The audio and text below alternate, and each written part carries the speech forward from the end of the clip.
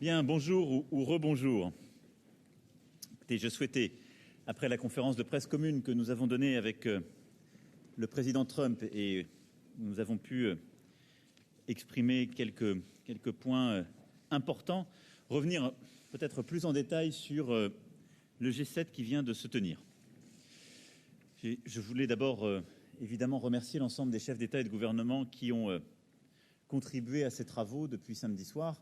Au premier titre, tous les chefs d'État et de gouvernement membres du G7, mais aussi les chefs d'État que j'avais souhaité inviter, des 4 démocraties, si je puis dire, de bonne volonté que nous avons associées à la séquence biodiversité, pour partie Afrique et numérique, et les puissances africaines qui étaient présentes autour de la table, ainsi que les organisations internationales et régionales qui ont participé à ce G7.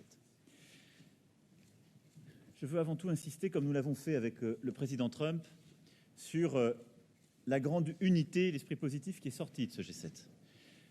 Ça ne veut pas dire qu'on est tombé d'accord miraculeusement sur tout, mais ça veut dire qu'il y a beaucoup de lignes de force et d'accords qui se sont dégagées, y compris de situations qui n'étaient pas données.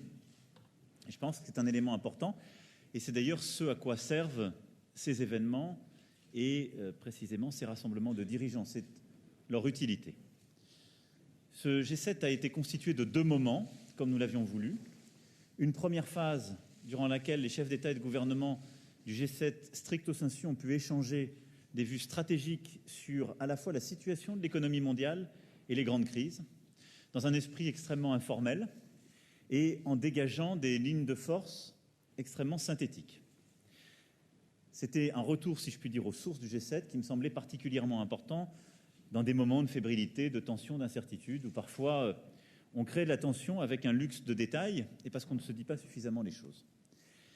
Je vais vous rendre compte de cette discussion, mais elle a permis d'aboutir à une déclaration des chefs d'État et de gouvernement du G7 qui, dans quelques instants, va vous être transmise et sera publiée, qui tient en 1 page. Et donc celle-ci, vous pourrez la lire, parce que je suis convaincu que peu d'entre vous ont jusqu'alors lu des déclarations du G7 ou du G20. Pour en avoir négocié dans une vie antérieure, elles font 12 à 20 pages et elles sont assez techniques. Ce qui veut dire qu'on a eu beaucoup de débats, y compris techniques. Il y a eu un très gros travail des Sherpas, des équipes, les ministériels, donc les rendez-vous entre les ministres ont conduit à des textes beaucoup plus nourris et techniques, et c'est leur rôle. Mais cette page-là, je l'ai écrite moi-même à chaque fois après les séquences de discussion pour donc refléter nos échanges. Elle n'était pas écrite avant. Elle a été distribuée aux dirigeants et elle a été agréée par les dirigeants. Donc c'est vraiment ce sur quoi nous sommes tombés d'accord et c'est les éléments de consensus très simples sur lesquels on a voulu exprimer une vision claire et forte d'accord. Sur ce volet, et donc cette première partie du G7, nous avons eu une discussion sur le commerce international. C'était hier matin. Et nous avons à cette occasion rappelé que le G7 est attaché à un commerce mondial ouvert et juste et à la stabilité de l'économie mondiale. On a d'ailleurs demandé à nos ministres des Finances de pouvoir travailler sur les préconisations, parce que quand on regarde l'environnement mondial, il y a plusieurs sources d'inquiétude qui peuvent apparaître, de l'instabilité, des ralentissements régionaux, en particulier d'ailleurs quand on regarde l'Europe, qui doivent nous conduire, d'une part, à interroger notre modèle économique actuel. Beaucoup, il y a encore quelques mois, écrivaient qu'on ne pouvait pas, dans un univers de taux d'intérêt si bas, avoir des développements économiques. Et aussi nous interroger sur les mécanismes de relance de la croissance que nous devons opérer. Et c'est une discussion tout particulièrement que les Européens doivent porter. Plus spécifiquement, vous le savez, il y avait des tensions sur les sujets commerciaux ou de taxation. Nous avons acté ensemble, je nous lis, de dire que le G7 veut changer en profondeur l'Organisation mondiale du commerce afin d'être plus efficace dans la protection de la propriété intellectuelle, de régler plus rapidement les différends et d'éradiquer les pratiques commerciales déloyales. Ça veut dire qu'il y a une discussion en cours, comme on le rappelait tout à l'heure, entre les États-Unis et la Chine, qui est très importante. Mais il y a aussi une volonté de tous les membres du G7 d'avoir une organisation internationale plus efficace pour lutter contre ce qui parfois nous a affaiblis ou ce qui a pu nous diviser. C'est un élément très important parce que nous actons ainsi que pour nous c'est l'essentiel de la réponse. Et surtout, nous décidons de travailler ensemble pour le résoudre. Fini la naïveté qu'il y a parfois eu à l'égard de certains, mais fini aussi la volonté de régler le problème de manière simplement bilatérale. Il y a vraiment un travail ensemble qui s'installe. L'autre point, c'est que nous avons très clairement dit ensemble que le G7 s'engage à trouver un accord en 2020 pour simplifier les barrières réglementaires et moderniser la fiscalité internationale dans le cadre de l'OCDE. Ce point-là, je l'ai détaillé tout à l'heure dans la conférence de presse avec le président Trump. Ça fait plusieurs années que nous défendons ce sujet. Nous avons aujourd'hui une fiscalité internationale qui, si je puis dire, a des trous. C'est normal, elle a été conçue à d'autres époques. Et donc qui permet de l'optimisation fiscale devenue inacceptable par certains acteurs. Il y a quelques années, c'était ce qu'on appelait l'évasion de la base fiscale taxable. Vous avez peut-être entendu parler de ce processus dit BEPS de l'OCDE. Et donc il y avait des grands groupes qui s'arrangeaient, qui transféraient les profits entre les pays pour mettre les profits dans des pays les moins taxés ou qui n'étaient pas taxés et qui ainsi échappaient à une taxation de pays où ils avaient leurs activités. Comment on a réglé ce problème et comment on est en train de finir de le régler? On a construit un accord à l'organisation donc qui est l'OCDE et nous avons défini cet accord dit BEPS contre l'érosion des bases fiscales taxables en bon français et on a une action concertée. Eh bien c'est la même chose qu'on veut faire sur les activités qui échappent aujourd'hui à une taxation. Nous avons décidé ensemble de le faire. Et c'est beaucoup plus efficace que la taxe française. Nous nous sommes arrivés à prendre cette taxe, vous vous souvenez pour les journalistes français qui sont dans cette salle, parce que nous avons mené le combat à l'OCDE, mené le combat au niveau européen, puis à un moment donné, de manière assez légitime, nos parlementaires, l'opinion publique, les journalistes nous ont dit « d'accord, mais si vous perdez, qu'est-ce que vous faites ?» Alors vous continuez à nous dire qu'on n'arrive pas à trouver un accord. On a dit non. Si on n'arrive pas à mettre d'accord les autres, on va au moins le faire chez nous. Il y a une dizaine de pays qui sont en train de le faire. Ça crée une dynamique qui parfois implique des conflits, des malentendus, mais qui a montré qu'on de toute façon on était décidé à avancer. Et bien là, ce qu'on a acté, c'est qu'on allait donc ensemble travailler pour cet accord en 2020. Et ensuite une discussion bilatérale, aussi pour régler les sujets potentiels de taxation ou de tarifs qu'il peut y avoir en réaction, pour dire, dès qu'on trouve l'accord, on déduit la fiscalité française de cet accord et puis nous, on l'abandonnera. Parce que le but, c'est bien de trouver un accord international et d'avoir une taxe internationale. Ça, c'est une avancée très importante parce que nous n'avions jamais, au sein du G7, au niveau des chefs d'État et de gouvernement, acté cela. Les ministres des Finances l'avaient acté à Chantilly, nous pas encore. Et c'est un point très important parce que ça va éviter la division et donc la destruction de valeur. Je voulais insister sur ces points en matière économique. Ils sont très importants. C'est des éléments de court terme. Plus largement, moi je crois que j'essaierai de prendre des initiatives en ce sens dans les prochaines semaines. Il nous faut repenser quand même beaucoup de nos dogmes économiques et financiers. Parce qu'on voit que l'univers économique et financier dans lequel nous avançons est en tout cas aux limites de la pensée contemporaine. Et encore une fois, je crois qu'il nous faut quand même revisiter certains automatismes. Ensuite, nous avons eu, à la fois samedi soir et aujourd'hui, des discussions en format G7 très informelles sur les crises, les situations chaudes géopolitiques. D'abord sur l'Iran. Nous avons longuement parlé de ce sujet tout à l'heure ensemble avec le président Trump. Bon, ce qui m'importe, c'est qu'on a là aussi dégagé ensemble nos deux objectifs. Et ça a beaucoup de valeur. Nous avons dit que nous partageons pleinement deux objectifs. Faire en sorte que l'Iran ne puisse jamais se doter de l'arme nucléaire, favoriser la paix et la stabilité dans la région. Nous sommes tous d'accord là-dessus. Je ne reviens pas sur les initiatives que nous avons pu prendre, mais je veux ici vraiment en tout cas remercier d'une part le président Trump, parce que dès la première discussion que nous avons eue samedi midi, il a été très clair sur les objectifs qui étaient les siens et sa volonté d'essayer de trouver un accord. Ensuite, sur la clarté de l'échange qu'on a eu samedi soir, où il a pu préciser ce qu'il voulait, un accord plus long, plus clair, avec plus de sites vérifiés, plus protecteur. Et il a permis que nous puissions avancer du coup sur des initiatives en parallèle, ce qui a été fait par le ministre des Affaires étrangères et par une discussion aussi à part qu'il y a eu entre le ministre des Finances et son homologue américain aussi sur des sujets techniques et qui ont permis vraiment de réfléchir à cette situation plus largement.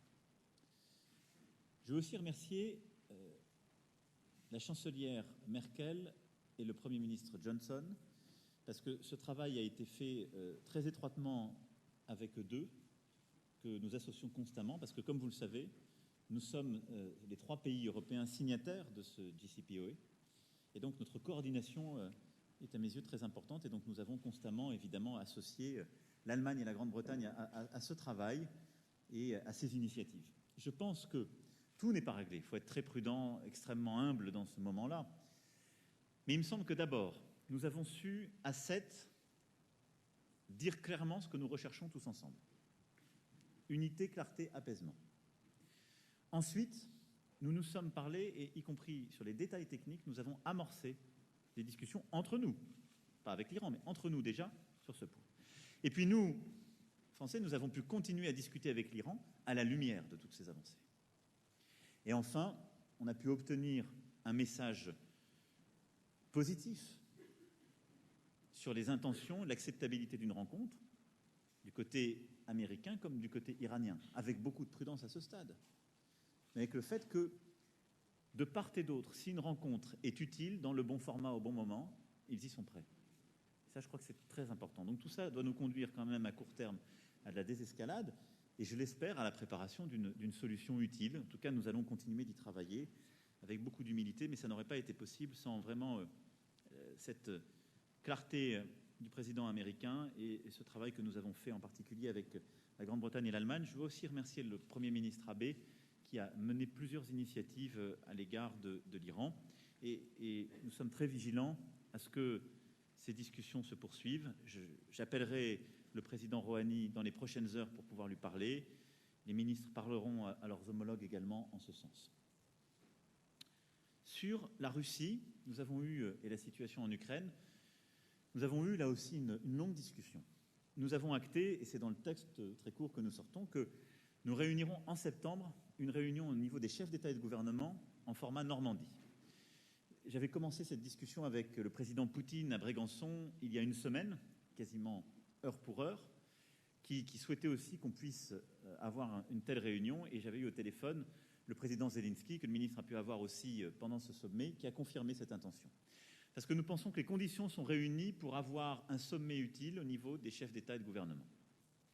Là aussi, c'est une situation qu'on connaît depuis plusieurs années, sur laquelle il faut rester vigilant et humble. Mais il nous semble que, par les discussions des dernières semaines, nous pouvons avoir des vraies avancées concrètes. J'espère qu'elles se feront d'ailleurs pour certaines dès les prochains jours, suite aux discussions que nous avons pu avoir, mais qu'il s'agisse des sujets opérationnels sur les prisonniers, sur la ligne de front comme sur la situation politique. Nous allons nous attacher avec la chancelière à proposer des dates très rapidement au président Zelensky et au président Poutine. Par contre, la discussion n'a pas permis de dégager un consensus sur l'invitation qui serait faite à la Russie de revenir autour de la table. C'était une très bonne discussion, mais vous savez que la règle implicite du G7, c'est que tout le monde soit d'accord. C'est l'unanimité en particulier pour inviter un nouveau membre autour de la table. C'est la décision de la puissance invitante d'inviter un pays, mais à titre d'invité. Mais le passage de G7 à G8 doit être une décision unanime. Et je crois qu'il y a eu une discussion qui a permis de dégager le fait que tant que certaines situations, comme ce qui s'était passé au Royaume-Uni, et surtout tant que la crise ukrainienne n'était pas réglée, il n'était pas opportun d'officialiser un retour au G8. Ces discussions se poursuivraient, mais dans le même temps, nous avons aussi tous acté qu'il était important de parler à la Russie, parce qu'elle était au cœur de toutes les crises régionales, et que ce que j'avais, au titre de la présidence du G7, initié lundi dernier, devait se poursuivre. Et d'ailleurs, avec la chancelière Merkel, nous aurons une discussion avec la Russie dans le sommet Normandie que j'évoquais, et nous le poursuivrons aussi sur la crise syrienne. Nous avons ensuite parlé de la Libye. Sur ce sujet, nous avons eu une discussion dans un format plus large, c'est-à-dire les membres du G7, et nous avons associé, lors de la session d'hier après-midi, les pays africains et les organisations régionales, ainsi que le secrétaire général des Nations Unies. Le message très clair qui ressort de nos discussions, qui a été longuement discuté, je vous le livre tel quel, c'est d'une part le soutien unanime donc des membres du G7, de l'Union africaine et des pays africains qui étaient là. Afrique du Sud, Égypte, Burkina Faso, Sénégal. Et évidemment du président Faki comme du secrétaire général des Nations Unies. Et il est très clair également sur ce sujet que l'ensemble des puissances européennes qui étaient autour de la table ont confirmé très clairement leur accord. Le président Kagame a également été associé à cette discussion et a participé à cet accord. Donc toutes les puissances invitées ont eu à s'exprimer et c'est à l'unanimité que nous avons acté le texte. Premièrement, nous soutenons une trêve en Libye qui puisse donner lieu à un cessez-le-feu durable. Deuxièmement, nous considérons que seule une solution politique permettra d'assurer la stabilité de la Libye. Troisièmement, nous appelons de nos voeux une conférence internationale bien préparée, associant toutes les parties prenantes et tous les acteurs régionaux concernés par le conflit. Quatrièmement, nous soutenons le travail des Nations Unies et de l'Union africaine afin de mettre en place une conférence interlibyenne. Ce qui veut dire très concrètement que tous les États présents, G7, pays africains, organisations régionales, Nations Unies, avons décidé sans réserve de soutenir la trêve et un cessez-le-feu durable, mais que nous avons aussi décidé de soutenir la feuille de route présentée par le représentant spécial du secrétaire général des Nations Unies. C'est celle-ci qui propose une conférence internationale élargie, impliquant toutes les parties prenantes de la région dans ce conflit. Nous souhaitons qu'elle puisse se faire dans les meilleurs délais et elle est maintenant à préparer. Et des réunions ont commencé à se tenir, en particulier à Paris, à Berlin, et continueront dans les prochaines semaines. Mais qu'au-delà de ça, nous souhaitons aussi que l'Union africaine puisse pleinement se réinvestir, en particulier dans la conférence interlibyenne qui est à préparer. Là aussi, le secrétaire général des Nations Unies et son représentant, M. Salamé, ont fait un très gros travail. Il est important d'associer pleinement l'Union africaine, mais c'est ce double travail avec les puissances qui agissent depuis l'extérieur, comme avec l'ensemble des parties prenantes libyennes, qui peut nous conduire à un chemin positif et à un résultat. Nous avons évidemment évoqué également la question de la Syrie. Le secrétaire général des Nations Unies a pu nous présenter ce matin en détail la situation, les avancées. J'avais évidemment eu une très longue discussion avec le président Poutine sur ce point également lundi dernier. Il en ressort un message commun très clair du G7 de préoccupation sur la situation à Idlib et le rappel d'une exigence de protection des civils et des personnels humanitaires. Et nous sommes tous attachés évidemment à cette situation humanitaire, tous profondément préoccupés, tous aussi préoccupés au-delà de ce conflit de la situation et de la protection indispensable à apporter à tous les travailleurs humanitaires, à tous les journalistes et à tous les défenseurs des droits. Car de manière croissante, dans ces zones de conflit, nous voyons ces humanitaires, ces défenseurs des droits, de plus en plus menacés. La question se pose donc tout particulièrement à Idlib, où nous souhaitons réaffirmer de manière très claire un message là, de soutien à toutes les initiatives prises et aux Nations Unies. Il ne peut pas y avoir d'impunité en la matière. Et quelque lutte que ce soit contre le terrorisme ou quelques groupements ne peut justifier le sacrifice de populations civiles et a fortiori d'enfants. Nous avons ensuite échangé sur la situation au nord-est. Le président Trump nous a exposé aussi les discussions en cours avec la Turquie et nous sommes tous très attachés à ce que cette zone tampon puisse se maintenir, qui protège évidemment une partie de la population syrienne, en particulier les combattants rebelles, et qui est un élément de la stabilité. Et puis nous avons également apporté tout notre soutien au processus politique enclenché par le secrétaire général des Nations Unies. Celui-ci avait donné lieu à un soutien fort et important, vous vous en rappelez, l'année dernière, lors du sommet d'Istanbul, où l'Allemagne, la France, la Turquie, la Russie s'étaient réunis pour rapprocher deux processus, celui dit du Small Group et d'Astana, pour veiller à ce que nous puissions tous ensemble soutenir ce processus onusien. Nous avançons sur ce point. Nous sommes presque au moment d'obtenir un accord de tous sur la constitution du comité constitutionnel porté par les Nations Unies. Et je veux saluer sur ce point le travail du secrétaire général des Nations Unies qui, résisté à toutes les pressions, est en train de finaliser celui-ci. Il y a eu un message confiant sur ce point.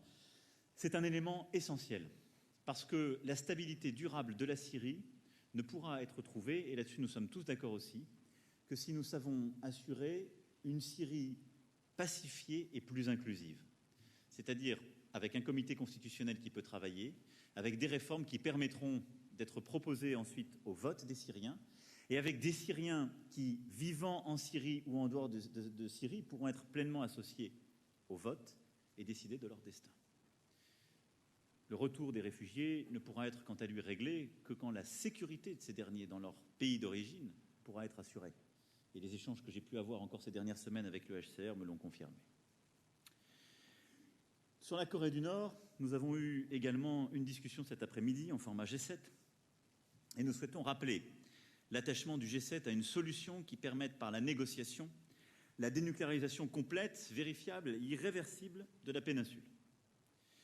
Nous avons aussi évidemment souhaité rappeler, et le Premier ministre Abe a justement appelé notre attention aussi sur l'importance de ce sujet, le plein respect des droits de l'homme et en particulier que le sujet des personnes enlevées soit traité et réglé. C'est un sujet important pour le Japon tout particulièrement, mais pour nous tous. Là-dessus aussi, le président Trump a pu exposer les initiatives prises ces derniers mois et l'avancée des discussions avec le président de Corée du Nord. Enfin, nous avons échangé sur Hong Kong. Sur ce point, nous avons acté aussi d'un message très clair. Le G7 réaffirme l'existence et l'importance de la déclaration sino-britannique de 1984 sur Hong Kong et appelle à éviter les violences. Et sur ce point, il était aussi important, tout particulièrement, compte tenu aussi des accords qui ont été signés historiquement entre la Grande-Bretagne et la Chine, que ce qui a été acté entre ces deux puissances soit pleinement respecté et que la situation soit véritablement maintenue sous contrôle. Voilà les grands sujets stratégiques qui ont été évoqués dans ce format réduit. Comme vous le savez, j'avais ensuite souhaité mettre la lutte contre les inégalités au cœur de ce G7 et innover là aussi dans la méthode en associant, comme je vous le disais, des puissances démocratiques de bonne volonté, l'Afrique au cœur des débats, et c'est avec les pays africains que je citais que nous avons construit l'agenda et que nous avons bâti ces solutions, et évidemment les organisations internationales. Sur ce sujet, je voulais très rapidement revenir sur quelques initiatives et là aussi vous tenir au courant. Lutter efficacement contre les inégalités contemporaines, c'est d'abord agir de manière efficace pour changer les règles, le fonctionnement de l'économie de marché des grands acteurs économiques. C'est ce que nous avons longuement discuté hier midi. Et sur ce point, plusieurs initiatives sont à souligner. L'initiative dite B4IG, Business for Inclusive Growth, qui a été construite avec des acteurs économiques du secteur privé et qui a été présentée donc, durant cette section, qui est la détermination et l'initiative autour de laquelle plusieurs acteurs, investisseurs, entreprises se sont engagés pour acter que l'entreprise n'était pas simplement un lieu où on produit des bénéfices pour les actionnaires, mais bien un lieu qui a à se saisir des défis contemporains en matière climatique, d'égalité des sexes, d'inégalité, de partage de la valeur. Et autour de cette initiative, les gouvernements ont pu échanger, les soutiennent pleinement. Nous avons pour la première fois aussi obtenu un texte commun de toutes les organisations internationales pour plus de coordination dans leur action contre les inégalités. C'est un sujet très important. J'avais eu l'occasion de l'évoquer lors du discours que j'avais fait à l'Organisation internationale du travail. C'est la cohérence de notre agenda global. Nous avons parfois tendance à défendre des positions quand nous sommes à l'OMC ou au FMI et à dire le contraire quand nous prenons des engagements climatiques ou quand nous sommes à l'OIT. Il est essentiel que toutes ces organisations qui travaillent en notre nom puissent se coordonner pour que nous ayons un agenda de croissance sociale et climatique. Parce que lutter contre les inégalités, c'est d'abord un agenda de justice, mais c'est aussi un agenda d'efficacité. Lorsque l'inégalité s'installe entre pays, cela crée des situations de déstabilisation, de guerre, de conflit. Lorsque l'inégalité s'installe au cœur des sociétés, cela affaiblit la démocratie et cela rend instable la croissance même durable de nos sociétés. C'est dans ce contexte-là aussi que nous avons décidé d'avancer sur un agenda volontariste en matière d'égalité femmes-hommes. L'égalité de genre était aussi au cœur des discussions d'hier midi. Le partenariat de Biarritz pour l'égalité a permis de tirer toutes les conclusions du très bon travail fait par le Conseil consultatif d'égalité femmes-hommes que nous avons réuni suite à l'initiative de la présidence canadienne et qui a produit un rapport que je vous invite d'ailleurs à regarder de près en nous faisant plusieurs recommandations d'action avec là aussi un engagement que les États ont pris d'adopter des mesures nationales pour améliorer l'égalité. C'est cette idée du bouquet législatif qu'ils nous ont proposé. Et ils ont détaillé d'ailleurs les meilleures pratiques dans chaque pays.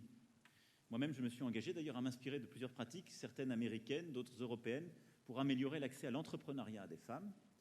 Mais c'est une initiative comme ça d'amélioration entre nous qui a été proposée. Plusieurs autres axes sont importants, en particulier le fait que nous devons développer massivement dans tous les pays en voie de développement l'accès des femmes aux droits fonciers. Je le dis parce que c'est un point très important pour aider à l'émancipation des femmes et le droit des femmes. Dans beaucoup de pays, en particulier sur le continent africain, l'accès au foncier n'est pas égalitaire. Ne pas avoir accès au foncier dans beaucoup de ces pays, c'est ne pas avoir accès derrière au crédit et à l'égalité des droits. Nous avons également lancé le Fonds pour les victimes de violences sexuelles, qui a été présenté par les 2 prix Nobel et qui est porté donc, par Mme Mourad et M. Mukwege, et qui est vraiment l'initiative, le travail d'une vie, si je puis dire, du docteur Mukwege. Et la France s'est engagée à verser 6,2 millions d'euros à ce fonds qui pourra ainsi, dès le mois d'automne, compenser son travail et donc pouvoir réparer physiquement, psychologiquement les femmes victimes de ces violences. Nous avons aussi, dans ce cadre, lancé l'initiative dite AFAWA, qui est une initiative extrêmement importante pour soutenir l'entrepreneuriat féminin en Afrique. Initiative qui a été pensée, initiée par Angélique Kidjo, portée par la Banque africaine de développement, que notre présidence a voulu mettre en avant, conforter, et pour laquelle nous avons levé donc 251 millions de dollars, la France s'engageant elle-même à 135 millions de dollars dans cette enveloppe, et qui sera l'illustration même de ce que j'évoquais, c'est-à-dire avoir des structures financières qui permettent aux femmes africaines d'accéder au crédit et donc à l'entrepreneuriat. Car aujourd'hui, en Afrique, dans beaucoup d'endroits, les femmes n'ont pas accès au crédit et donc ne peuvent tout simplement pas commencer une activité. La lutte contre les inégalités, c'est évidemment un agenda également climatique, et nous l'avons évoqué hier et ce matin. Dans ce cadre-là, nous avons évidemment avancé sur beaucoup de sujets. D'abord, nous avons lancé, dès le début de ce sommet, une initiative sur l'Amazonie. Nous avons eu une très longue discussion dès samedi soir, et nous avons ce matin présenté avec le président Piñera l'initiative que nous lancions ensemble et la mobilisation. Je n'y reviendrai donc pas ici, je répondrai à vos questions si vous en avez, mais nous avons eu une conférence de presse ad hoc sur ce sujet. Mais nous avons aussi, pour lutter contre ces inégalités climatiques et donc traiter de ce sujet du climat et de la biodiversité, pris plusieurs initiatives extrêmement concrètes. Et c'est dans cet esprit que nous avons voulu avancer. D'abord, en mobilisant pour le sommet organisé par le secrétaire général des Nations Unies au mois de septembre. Là-dessus, nous nous sommes nous-mêmes beaucoup mobilisés pour aider à avoir des engagements financiers pour le Fonds vert, essentiel pour la stratégie financière de transition. Comme vous le savez, la France, avec la Jamaïque, a été mandatée par le secrétaire général des Nations Unies pour aider au financement et en particulier à l'aide que les pays développés doivent apporter aux pays en développement sur ce sujet. 3 pays ont annoncé leur doublement de contribution au Fonds vert, la France, l'Allemagne, le Royaume-Uni. Ce G7 permet de mobiliser en tout près de 5 milliards de dollars en vue de sa reconstitution. Et c'est un point extrêmement, là aussi, important et qui était attendu par le secrétaire général, donc c'est 4,8 milliards d'euros. Sur le climat, nous avons également parlé de la biodiversité. Et nous avons adopté, au niveau des chefs d'État et de gouvernement présents, en format élargi, c'est-à-dire ceux du G7, plus tous ceux qui étaient associés au G7. Et donc, je parle là aussi de pays aussi importants pour la biodiversité que l'Afrique du Sud, le Rwanda ou l'Inde, pour n'en citer que quelques-uns. Nous avons formellement adopté la charte pour la biodiversité. C'est là véritablement une première. Vous vous souvenez sans doute, il y a quelques mois, que pour la première fois, des experts internationaux avaient adopté un rapport sur la biodiversité. Ce groupe qu'on appelle celui de l'IPBES, qui est l'équivalent pour la biodiversité du GIEC pour le climat. Ça avait donné lieu ensuite à une déclaration commune, un travail des ministres de l'Environnement. Eh bien, au niveau des chefs d'État et de gouvernement, pour la première fois à ce niveau de solennité, cette charte est adoptée. Elle doit maintenant, si je puis dire, rentrer dans les travaux pratiques, et c'est ce que nous avons décidé ensemble. C'est un premier engagement historique et très important. Il nous faudra maintenant travailler sur des dates, des cibles et engager tout le monde de manière concrète sur cet agenda. Nos rendez-vous sur ce point seront le Congrès pour la nature à Marseille en juin 2020 et la COP biodiversité que présidera la Chine dans le deuxième semestre de l'année 2020 aussi. Mais ce sont des éléments très importants sur ce point. Enfin, nous avons avancé sur, au-delà du sujet amazonien que j'ai déjà évoqué, sur beaucoup de sujets très concrets et des coalitions concrètes d'acteurs. C'est ainsi que nous avons voulu avancer sur le sujet du climat et de la biodiversité. Nous savons les désaccords autour de la table. Une déclaration pour savoir qui signe ou pas l'accord de Paris n'était pas très utile, vous en conviendrez. Par contre, c'est utile de voir comment se joue la dynamique et comment on arrive à enclencher tout le monde. Sur ce sujet, premier point, je le rappelais tout à l'heure lors de ma conférence avec le président Piñera, nous continuons le travail sur l'accord de Paris. Ça ne concerne pas directement le G7, mais nous avons obtenu que les Russes enclenchent le processus d'approbation et de ratification. Je pense qu'il sera finalisé dans les prochaines semaines. J'ai eu une très bonne discussion avec le président Poutine sur ce point. C'est une avancée majeure, car cette ratification était bloquée depuis la signature. Ensuite, si on veut mettre en place les accords de Paris et avancer sur cet agenda, vous le savez, le cœur, c'est de rehausser nos engagements et donc d'aller sur l'engagement dit de neutralité carbone en 2050. C'est inclus dans la stratégie de l'accord de Paris, mais c'est une précision. On avait jusque-là surtout parlé de nos engagements pour 2030. Nous avons là-dessus, comme vous le savez, mené plusieurs initiatives. Au niveau européen, on était 2 il y a 6 mois avec les Pays-Bas. On était 8 en mai de cette année à Sibiu. On a élargi le club, on a presque tout le monde maintenant. Et vous avez entendu la présidente de la Commission européenne à venir, Madame von der Leyen, qui soutient cet agenda, donc je pense qu'on arrivera à finaliser la réponse européenne. Mais nous avons réussi à convaincre la Chine, qui s'est enclenchée dans cette dynamique, en particulier lors des discussions que nous avons eues à Osaka et qui ont donné lieu à un texte entre nos 2 ministres des Affaires étrangères. Et nous avons, dans la coalition neutralité carbone lors de ce G7, eu d'autres pays qui se sont joints à nous, en particulier l'Inde. Et c'est une avancée majeure sur ce point. Nous avons aussi avancé concrètement sur des agendas très pratiques. Une coalition pour réduire les émissions de gaz dits HFC.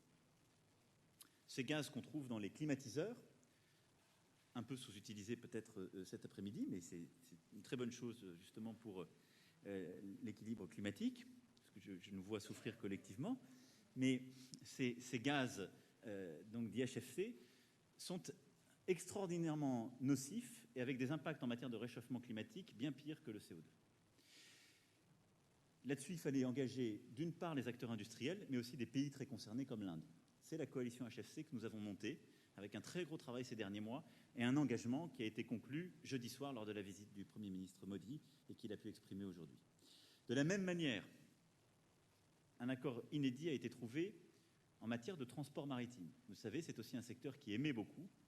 Et là-dessus, nous avons engagé avec tous les acteurs de ce secteur une vraie dynamique positive. Et je veux remercier tout particulièrement les armateurs français et le cluster maritime français qui a été leader sur ce point. Et on a ensuite convaincu de manière très large et qui a pris un engagement très clair avec plusieurs points qui ont été rappelés d'ailleurs il y a plusieurs jours par M. Picard et M. Saadé à Paris. L'engagement de ne pas utiliser la route du Nord, ce qui est très important, parce que la route du Nord, elle sera et serait ouverte par le réchauffement climatique et la fonte des glaces. Si les transporteurs s'engagent à ne pas utiliser cette route, ils disent clairement on ne fera pas de business sur les conséquences nocives du réchauffement climatique. Mais surtout, c'est un engagement mondial, un ralentissement de la vitesse, ce qui est une des mesures les plus efficaces pour pouvoir réduire les émissions. Et enfin, c'est aussi un engagement à innover et accroître les financements et pratiques innovantes qui sont bonnes pour cette transition. Et puis pour n'en citer qu'une et finir là-dessus, il y a aussi une coalition très importante en matière justement d'émissions sur le textile. Pour la première fois, plusieurs dizaines d'acteurs du secteur textile se sont engagés à réduire les émissions et les déchets de leur secteur. Je l'ai rappelé à plusieurs reprises, parce que c'est souvent absent de nos débats, le secteur textile est le 2e plus polluant au monde, après le secteur pétrolier. Il représente plus d'émissions que l'ensemble des vols internationaux et du transport maritime réunis. Et il représente, selon les estimations, environ un tiers des déchets que nous retrouvons en mer. Et il y a eu un engagement très fort qui a été porté par une coalition d'acteurs industriels de tous les continents pour changer les pratiques, favoriser les pratiques comme celles qui sont emblématiques sur cette montre du G7 que nous avons voulu parfaitement recyclable, et s'impliquer dans les tissus et les matériaux recyclables, réduire les émissions, avoir aussi une économie plus circulaire et donc s'engager dans des initiatives très concrètes. Voilà quelques points que je souhaitais avancer, mais pour vous dire que l'agenda climatique, au-delà évidemment de la question amazonienne qui était au cœur de tous les sujets et de toutes nos discussions, a avancé sur tous ces points de manière importante. La lutte contre les inégalités, c'est aussi la santé. Nous en avons longuement parlé, mais juste d'un mot, nous avons évidemment utilisé aussi ce G7 pour en faire un point de rendez-vous avant la reconstitution du Fonds mondial que la France aura à organiser à Lyon au mois d'octobre.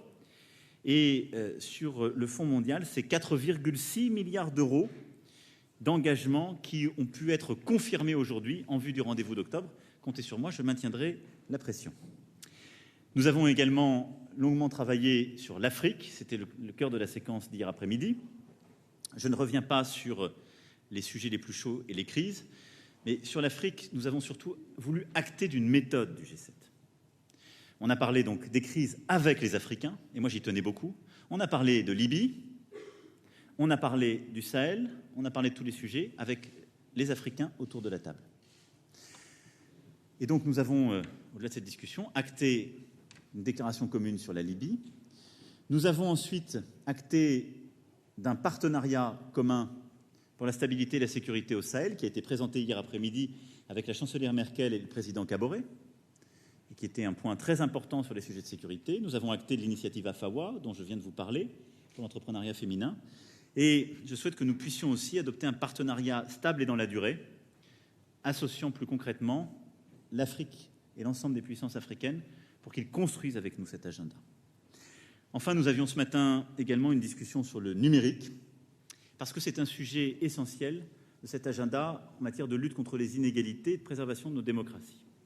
Il y a évidemment tout l'aspect positif, la création de valeur, les innovations qui sont permises par le numérique, dont nous avons longuement discuté et que nous accompagnons par des initiatives, des financements et que nous avons à traiter. Mais il y a aussi, en quelque sorte, des règles à créer pour le numérique et que nous devons créer ensemble.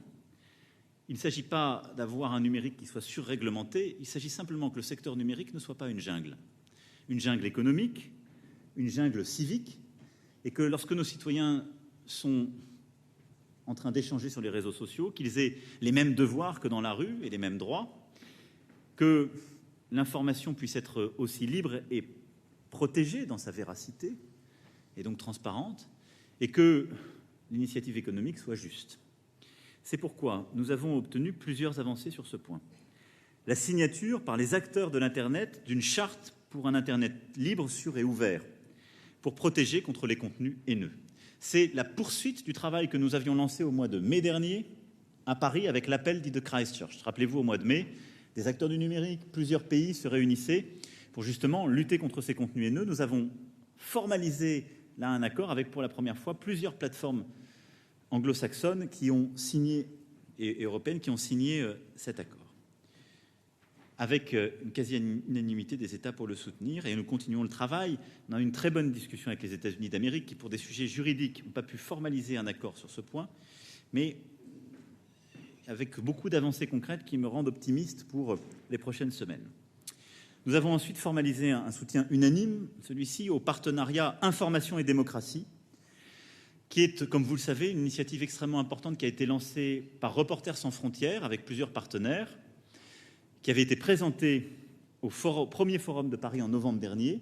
Il y a eu un très gros travail qui a été fait avec les acteurs économiques et les puissances qui étaient là. Il a été endossé et il y aura une signature formelle en marge de l'Assemblée générale des Nations unies au mois de septembre. Et nous avons passé une étape supplémentaire après nos conclusions de l'année dernière pour mettre en place un partenariat mondial pour l'intelligence artificielle qui sera basé à Paris et à l'OCDE, avec un lien privilégié avec le Canada, qui, avec nous, s'est beaucoup saisi de ce sujet, et plusieurs groupes de travail qui seront aussi tenus au Canada en partenariat étroit avec la France.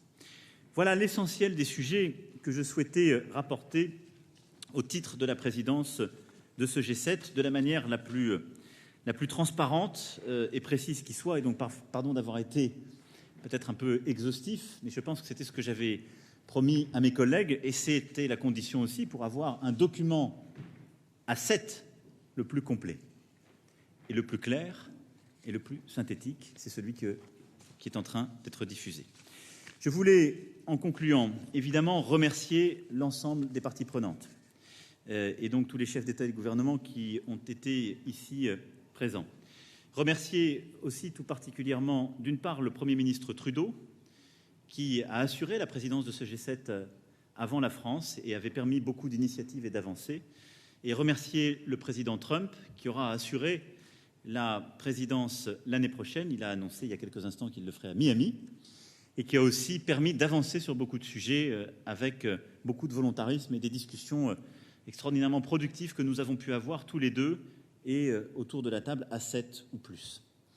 Je veux aussi ici remercier le secrétariat général de la présidence française qui a fait un énorme travail, le Sherpa, l'ensemble des équipes diplomatiques français qui ont vraiment beaucoup œuvré, les ministres et leurs équipes, parce que tout ça est un travail de l'ombre que vous n'avez pas forcément vu, mais qui a pris des mois et beaucoup de nuits parmi ces mois à tout le monde, et en particulier toutes les équipes qui ont permis d'organiser tout cela, de créer ces lieux qui ont été appréciés par tous nos collègues, et d'organiser que tout se passe bien pour vous, pour l'ensemble des chefs d'État et de gouvernement. Et donc merci vraiment au secrétariat général, à la task force, aux ministres, aux Sherpas et à l'équipe de Sherpa pour le travail formidable qui a été fait et l'efficacité dans laquelle tout cela s'est conduit. Je veux aussi avoir un mot de remerciement pour la ville de Biarritz, ses habitants comme ses vacanciers, parce que nous avons évidemment bousculé le rythme habituel d'une fin de saison. J'irai dans quelques instants en mairie pour m'exprimer devant eux, à la fois les remercier et puis leur dire ce que nous ferons pour accompagner la ville et les commerçants. Mais c'était important. Et puis je veux vous dire juste 2 mots pour conclure. D'abord, il y aura un suivi de ce que je viens de vous dire. J'y tiens beaucoup, comme nous le faisons pour le One Planet Summit et tout ce sur quoi je m'engage. Et donc, nous allons préciser cela dans les prochains jours, mais nous allons mettre en place un suivi indépendant de tous les engagements pris. Et donc, en impliquant des ONG, des acteurs du secteur privé, on va mettre en place un processus, là aussi, que je veux inédit, d'accountability, comme on dit en bon français, donc de responsabilité et de rendez-vous de résultats, parce qu'il y a des annonces qui sont faites, c'est très bien, mais il faut que tout soit au rendez-vous et que ça arrive dans la vraie vie des vrais gens, et que tout le monde le fasse vraiment. Nous aussi les premiers, et donc je m'engage à suivre ce processus de suivi indépendant. Enfin, je voulais dire qu'on a essayé lors de ce sommet de faire aussi, de manière très concrète, ce qu'on a dit. Et donc, je pense que ce sommet de Biarritz 2019 restera comme l'un des moins chers de l'histoire, si ce n'est le moins cher. En tout cas, il est 10 fois moins cher, si ce n'est plus que le sommet précédent. Je regardais par rapport aux chiffres du dernier G7 que la France avait eu à organiser à Deauville en 2011. Nous avions 40 millions d'euros votés, 31 millions dépensés. Nous avions cette fois-ci 36,4 millions votés et 21 millions d'euros ont été dépensés. Et donc c'est un sommet économe par rapport à tous les standards, économe par rapport à nos propres pratiques, parce que nous l'avons voulu aussi pleinement responsable, et c'est tout le travail qui a été fait par le secrétariat général, l'ensemble des partenaires, des mécènes que je remercie, ce qui a permis une labellisation, ce qui est une première. C'est un sommet qui a été labellisé en matière d'égalité femmes-hommes et labellisé en matière d'éco-responsabilité. Et pour toutes les empreintes carbone qui étaient malheureusement inévitables, les avions qui arrivent, les voitures qui bougent, etc., il y a un plan qui a été mis en place sur 30 ans pour compenser cet impact avec le financement d'initiatives avec les communes voisines, de manière très concrète, très suivie et labellisée par AFNOR. Je voulais le dire de manière très empirique à l'issue d'un compte-rendu très exhaustif, parce que nous aussi, on essaie de changer. Et je pense que pour nos concitoyens, ces sommets, j'espère qu'ils le mesurent, ils doivent comprendre que ce sont des sommets utiles parce qu'ils permettent d'avancer sur des choses. On essaie de les rendre le plus utiles possible. Il y a des initiatives concrètes, mais ils sont d'autant plus utiles lorsqu'on agit, comme on dit. Et c'est, je crois, ce qu'on a tous essayé de faire lors de ce sommet. Je vais maintenant répondre à vos questions. Bonsoir, Monsieur le Président. Ça marche ? 1, 2 ? Oui. Bonsoir, Monsieur le Président. Rime Momtaz de Politeco. Monsieur Trump a eu des commentaires ultra positifs à votre égard, personnellement, mais aussi à l'égard de votre G7. Est-ce que vous avez trouvé la sauce magique avec Trump? Et a-t-on assisté dans ce G7 au dévoilement, au grand jour, de la diplomatie macronienne? Alors, sur la deuxième question, il ne m'appartient pas à moi d'y répondre. J'ai essayé de mettre en œuvre, au nom de la France, ce en quoi je crois et ce qui est, je crois, très profondément notre identité. Je l'ai dit à plusieurs reprises. Nous croyons au multilatéralisme fort. C'est ce qu'on a essayé de mettre en œuvre depuis 2 ans, et c'est, je crois, une partie de ce qui... Qu'est-ce que ça veut dire? Ça veut dire que quand il y a des puissances importantes autour de la table qui disent ce multilatéralisme n'est pas efficace, il faut les écouter. Mais il faut aussi les convaincre de rester dans un cadre multilatéral en disant, même si vous êtes très fort, le cadre bilatéral n'est peut-être pas le meilleur. Et le faire en essayant de convaincre, mais du coup en endossant aussi un travail de refonte beaucoup plus ambitieux qu'on ne l'a jamais eu, beaucoup plus volontariste du cadre multilatéral. C'est ce qu'on s'est engagé à faire sur l'OMC ou le CDE, par exemple. Ensuite, je l'ai dit à plusieurs reprises, je crois que le travail de la France, c'est d'être une puissance médiatrice. C'est-à-dire que, je crois que je l'avais dit à la conférence des ambassadeurs l'année dernière, de mémoire, en essayant de théoriser ce rôle. Nous sommes une puissance économique, industrielle, militaire, géopolitique, mais le rôle particulier qui est le nôtre, c'est de parler à tout le monde. Et je crois que l'identité profonde de la France n'est pas d'être une puissance alignée, bloquée, de ne pas être une puissance qui, en quelque sorte, considère que les ennemis de tous mes amis sont forcément les miens, mais qui essaie de construire des solutions utiles sur le plan universel. Et ça, je crois que c'est un point important, c'est ce qu'on a essayé de faire, c'est ce qu'on essaie de faire tout le temps, mais qui s'est peut-être un peu cristallisé autour de cette présidence. Et essayer d'être une puissance médiatrice, ça veut dire aussi, parfois, accélérer, décider de prendre des initiatives pour utiliser le momentum que ces sommets créent. Et je crois que, pour moi, c'est très important parce que la situation du monde est déjà compliquée. Si on bureaucratise les discussions, on n'y arrivera pas. Parce qu'on sait que plus on descend dans les organigrammes, plus les solutions se figent. Et vous savez, moi, j'ai pu observer que, parfois, on faisait dire au président Trump des choses qu'il n'avait jamais dites, mais qui étaient dans l'administration. Parfois, on me fait dire la même chose. Et donc, ça crée des malentendus. C'est beaucoup plus efficace quand on se parle de manière directe et qu'on arrive à concrétiser les choses de manière directe. Ça n'enlève rien au mérite de toutes les équipes, les administrations que nous avons avec nous. Mais je crois qu'il faut aussi que chacun joue son rôle. Et le rôle des décideurs, c'est d'être dans cette discussion concrète et d'avoir des vrais accords politiques qui ne sont pas des éléments de langage qu'on demande à nos équipes de faire pour nous. Et donc ce travail de puissance médiatrice, c'est, je crois, très profondément ce qui est notre vocation. Et après, ce que nous avons essayé de porter, s'il y a quelque chose que j'essaie de faire au nom des Français, c'est au fond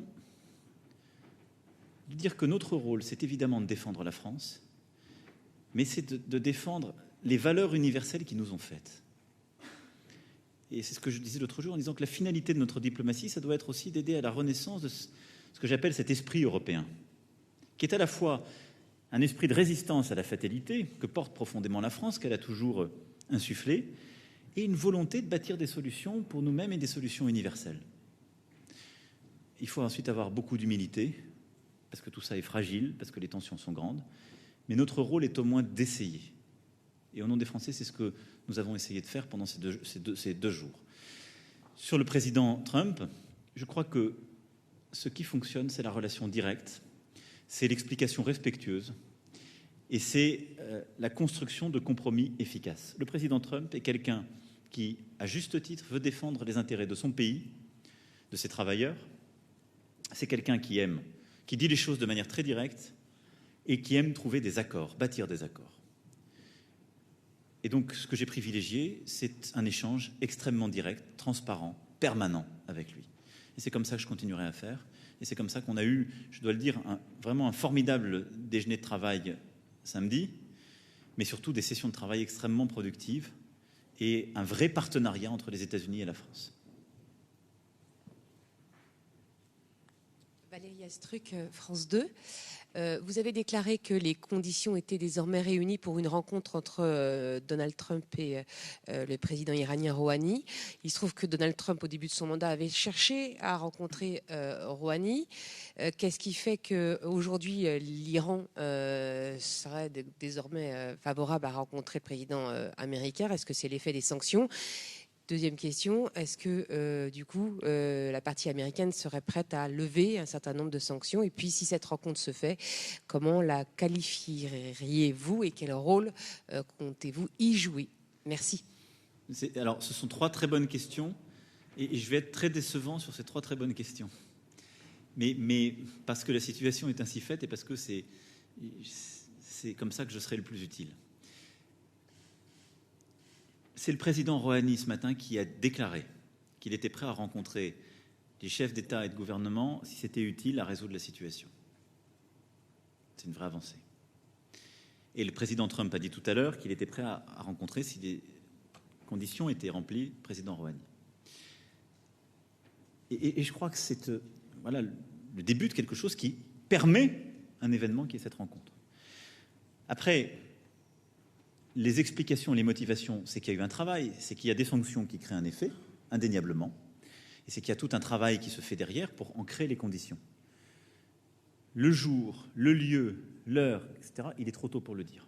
Mais ça veut dire qu'il y a une évolution, et c'est peut-être à ça qu'on sert aussi, de rapprocher. Mais le président Trump, comme vous l'avez rappelé, a toujours dit qu'il souhaitait un accord.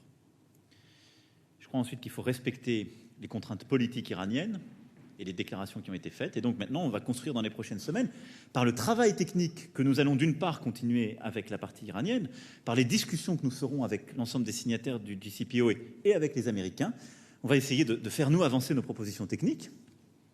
Et c'est comme ça qu'il y aura peut-être une atmosphère qui permettra un rendez-vous utile à un moment donné, que j'espère le plus proche. Ensuite, nous verrons quel cadre doit prendre ce rendez-vous. Est-ce que ce sera un rendez-vous à 2? Est-ce que ce sera un rendez-vous à plusieurs? Il est évident que, par exemple, les membres permanents du Conseil de sécurité, l'Allemagne, qui est aussi signataire du JCPOA, peuvent être utiles autour de la table et aider à ce qu'un accord puisse être trouvé. Et dans ce cadre, je crois pouvoir dire que nous avons tous l'intention de le faire. Et c'est pour ça aussi que j'ai travaillé très étroitement avec la chancelière Merkel et le Premier ministre Johnson sur ce sujet. Et après, j'attends que ça se tienne pour qualifier. Parce que je veux être prudent, mais très clairement, je pense qu'on a réussi, en tout cas à ce stade, à apaiser les choses et à créer des conditions. Mais aussi, on a réaffirmé très clairement nos objectifs. Jamais l'arme nucléaire et paix et stabilité. Et on va continuer à travailler avec humilité sur ce point. Alors, il ne m'appartient pas, c'est là où il ne m'appartient pas du tout de le dire, parce que nous, on travaille sur des hypothèses avec les uns les autres. Mais ça, c'est qu'à un moment donné, il devrait y avoir des échanges techniques entre les deux parties pour voir ce qu'on appelle les conditions utiles. Et il est évident, comme je le disais tout à l'heure, les termes de l'équation, c'est des engagements en termes de sécurité d'un côté, et ce sont des engagements en termes financiers de l'autre. C'est ça les paramètres. Donc, à un moment, au moment où les conditions sont remplies, c'est dans ce sens-là que ça ira. Bonjour Monsieur le Président, Jérémy Baudot pour Europe 1. Voilà plusieurs mois que vous annoncez vouloir faire un G7 utile. Vous parliez à l'instant de la vie des vrais gens. Quels seraient peut-être les 2-3 exemples que vous donneriez aux Français pour leur expliquer que peut-être ce G7 va changer quelque chose au quotidien dans leur vie? Et puis juste une toute petite question bonus. Quelle est la personne désignée par la France pour être commissaire européen? La deadline, vous le savez, c'est aujourd'hui. Alors, sur la deuxième question, je dirais qu'à chaque jour suffit sa peine. Et donc, je le dirai demain matin. J'ai négocié avec la présidente von der Leyen d'avoir un petit répit. Donc, je le dirai demain matin. Parce qu'on fait beaucoup de choses en même temps, mais on ne peut pas tout faire en même temps. Mais j'ai eu plusieurs discussions avec la présidente von der Leyen, parce que je souhaitais aussi que ce soit... Comme je veux l'aider à faire une commission très collégiale, je voulais aussi que ce soit construit dans les échanges.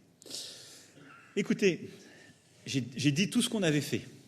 Donc, si je devais expliquer très concrètement, très clairement ce qui est le plus utile, je dirais ce qu'on a réussi à obtenir lors de ce G7 sur la Libye et l'Iran est très important pour nous. On n'a pas tout réglé.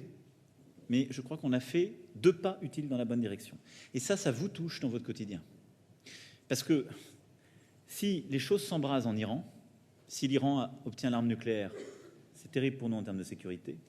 Mais si les choses s'embrasent dans la région, ça aidera à faire renaître le terrorisme islamiste ou des formes de terrorisme qui touchent nos pays.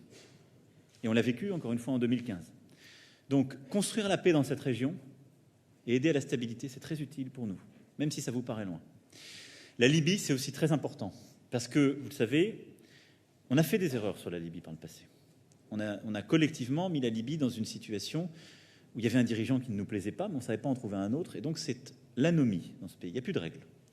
Ça déstabilise en fait toute cette région en Afrique, toute la région du Sahel. Ça nourrit beaucoup de trafic, et au fond, aussi longtemps qu'on n'aura pas réglé la situation en Libye, on ne pourra pas régler correctement la situation au Sahel, on ne pourra pas stopper les pires réseaux de migration, et donc on sera toujours confronté à ces situations inacceptables sur le plan humanitaire. C'est-à-dire les camps de migrants en Libye qui parfois sont bombardés, comme nous l'avons condamné avec le HCR il y a quelques mois, et en obtenant d'ailleurs la fermeture de certains. Et puis les migrants ensuite qui doivent fuir la mer dans des conditions terribles et que nous récupérons en Europe, mais qui ont avant cela vécu une situation terrible. Et donc, régler la situation en Libye, et je crois que nous avons vraiment eu un travail utile, c'est bon. Troisième chose, pour la première fois, on s'est mis d'accord sur les sujets commerciaux et de taxes. Ça a un impact sur vous.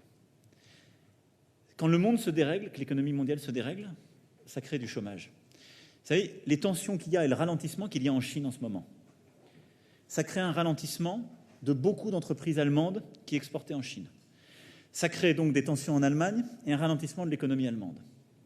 Nous sommes ensemble dans la zone euro. Quand l'économie allemande ralentit, ce n'est pas bon pour l'économie française. Et donc, si on veut recréer de l'emploi plus vite, si on veut développer l'activité économique, on a besoin d'une économie européenne plus forte et donc de stabiliser les choses avec la Chine. Tout ça paraît très loin. Quand c'est vrai, on le parle, vous avez raison de me solliciter à cet égard, mais c'est des choses très concrètes. Nous, on fait des réformes pour créer plus d'emplois en France, mais si à côté de ça, le moteur se met à tousser parce qu'il y a des effets indirects des crises très loin, ça ne nous aide pas. Donc là, on a pris un pas dans cette bonne direction. De même sur la taxation. Il ne faut pas que les choses s'embrasent. Et puis après, moi, je considère que ce qu'on a fait sur le climat, les coalitions très utiles que j'ai évoquées, c'est très concret pour nos concitoyens. Ils peuvent d'ailleurs y participer eux-mêmes en achetant les bons textiles, parce qu'on va essayer d'aller... Nous, notre engagement avec la coalition, c'est qu'on va changer l'étiquetage, qu'on va justement valoriser ces bonnes pratiques. On s'alimente différemment, on s'habille différemment, on favorise les coalitions. Tout le monde est acteur. Et ça, c'est très concret pour les gens. On veut tous lutter contre le réchauffement climatique et pour la biodiversité. Il faut que les États s'engagent, il faut que les entreprises s'engagent, mais il faut aussi que le citoyen consommateur s'engage. Et là, on a créé le cadre pour cela. Voilà quelques exemples très concrets de choses importantes, utiles. Mr. President, Ranveer Nair from Media India. I hope you don't mind my question in English. Sure. You mentioned about various things that G7 stands for, democracy, information, etc. But we get a feeling that somehow G7 is turning a blind eye to what's happening in Kashmir, where there's a complete lockdown, there's a cutoff of mobiles and information flowing from there. So even as media, we can't operate there. Why is G7 ignoring it? Non, alors, merci pour cette question. D'abord, cette petite page, comme je vous l'ai dit, elle ne couvre pas tous les sujets qui ont été évoqués. Par exemple, on n'écrit rien sur la Corée du Nord, on en a parlé longuement. Sur le Cachemire, moi j'ai eu une discussion très nourrie avec le Premier ministre Modi jeudi soir. Hier soir, lors de notre dîner, nous avons une discussion très nourrie sur le Cachemire avec le Premier ministre Modi, avec le président Trump, avec plusieurs autres dirigeants. Donc il y a eu plusieurs échanges sur ce point. Moi, je redis ce que j'ai à plusieurs reprises dit et ce que nos échanges ont permis d'éclairer. Le Premier ministre Modi a décidé de changements juridiques qui relèvent de choix souverains. Mais la situation régionale reste évidemment extrêmement tendue. C'est pourquoi nous sommes tous vigilants à ce qu'il n'y ait pas un embrasement de la violence ou une relance du terrorisme. Le Premier ministre Modi, de manière très claire, dans notre échange, et il l'a affirmé en conférence de presse avec moi, s'est engagé à lutter très activement contre le terrorisme et véritablement à assurer la stabilité. Et ensuite, sur le sujet plus large du Cachemire, et pas simplement de l'Inde, nous savons bien que ce sujet est un sujet dont le cadre est bilatéral et qui relève de la relation entre l'Inde et le Pakistan. C'est pourquoi aussi j'appellerai cette semaine la partie pakistanaise pour pouvoir avoir un échange avec M. Khan et appeler aussi au calme, à la stabilité et éviter toute escalade. Voilà ce que nous avons échangé.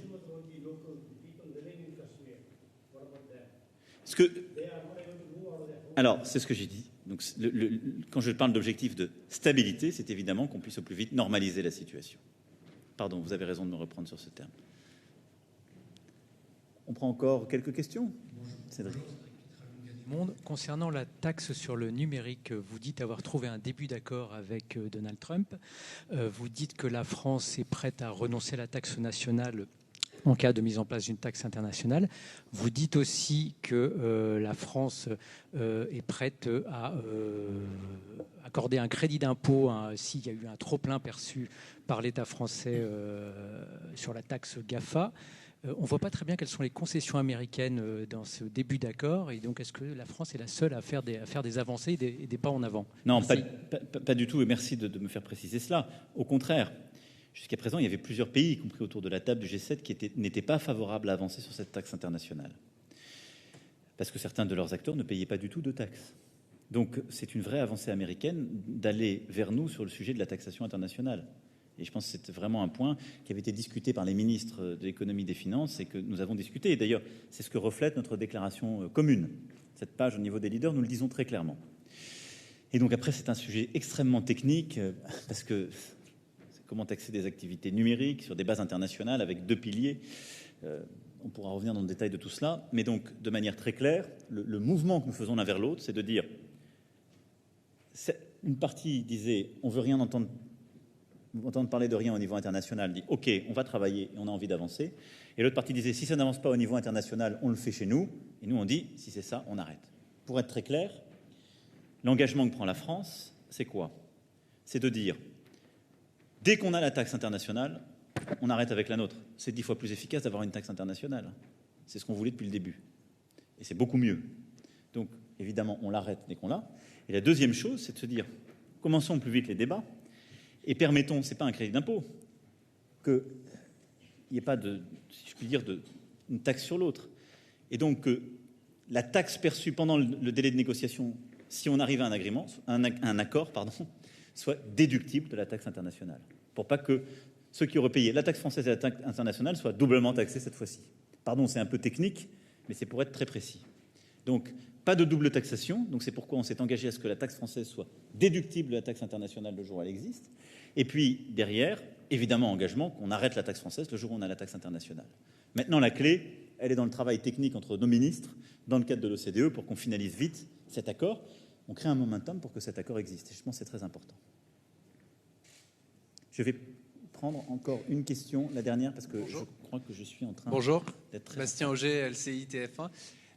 On a le sentiment que les inégalités, qui était le thème de ce G7, ou le climat, sont passés complètement au second plan par rapport aux grandes crises et au commerce. Est-ce que sur ces sujets-là, les choses ont avancé aussi loin que vous le souhaitiez? Et est-ce que le fait que ça ne semble pas être des priorités pour le président américain était un obstacle? Merci. Alors d'abord, il n'appartient qu'à vous d'en parler davantage. Parce que moi, j'ai veillé à ce que le temps des dirigeants soit le même. Et donc, on a eu un dîner sur les crises, une matinée sur le commerce. Vous me faites des gros yeux, mais vous inquiétez pas, j'ai fini. Vous avez raison.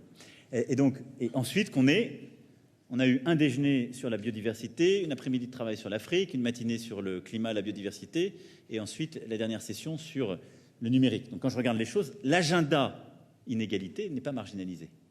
Et il y a énormément d'actions qui ont été prises sur cet agenda. Donc, je vous trouve un peu injuste. L'actualité récente a mis beaucoup l'accent sur la crise iranienne ou le commerce, et qui étaient très importantes, en particulier dans le cadre franco-américain. Mais regardez ce qu'on a fait sur l'Amazonie, ce qu'on a lancé. Malheureusement, si je puis dire, l'actualité nous a placés dans cette situation. Mais nous avons saisi le sujet dès le début, et on a réussi en 2 jours à acter d'une vraie décision, avec d'ailleurs des engagements financiers d'ores et déjà actés. Bon. Donc, et ça, c'est le climat et la biodiversité. Donc il y a eu une réactivité du G7 sur ce sujet très clair. Il y a ces vraies coalitions d'acteurs, il y a la charte biodiversité, il y a la coalition neutralité carbone. C'est des vrais sujets climat, c'est pas du tout marginalisé. Après, parfois, si je puis dire, il faut qu'on fasse attention collectivement à là où on met l'accent tonique, parce que parfois on le met là où on avait créé des désaccords importants.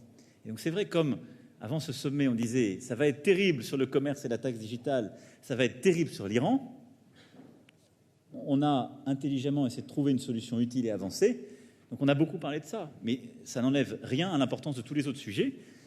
D'une part, je considère qu'on a fait beaucoup de choses utiles, beaucoup de choses importantes, qu'on a initié cette stratégie de mobiliser l'Afrique et des puissances de bonne volonté et des ONG. Et puis, j'ai une réponse, si je puis dire, encore plus simple.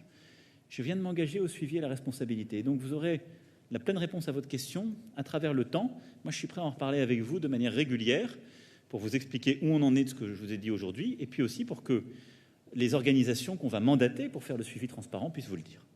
Mais vous avez raison, il ne faut pas que l'excitation légitime qu'on a sur un sujet à un moment, l'importance qui lui est donnée, nous fasse oublier des sujets qui sont parfois plus compliqués, de très long terme, qui sont à mes yeux au moins aussi importants. Parce que tout se tient. Je le disais tout à l'heure, quand il y a de l'inégalité, de l'effondrement climatique dans une région, c'est là où naît un conflit. Je préfère régler le problème que passer beaucoup de temps à essayer de trouver la solution. Régler le problème en amont. C'est ça aussi l'agenda des inégalités. Voilà, mesdames et messieurs, je vais devoir y aller parce que je suis très en retard. Il y en aura d'autres occasions de poursuivre. Je vous remercie pour votre attention et merci pour votre présence pendant ces quelques jours.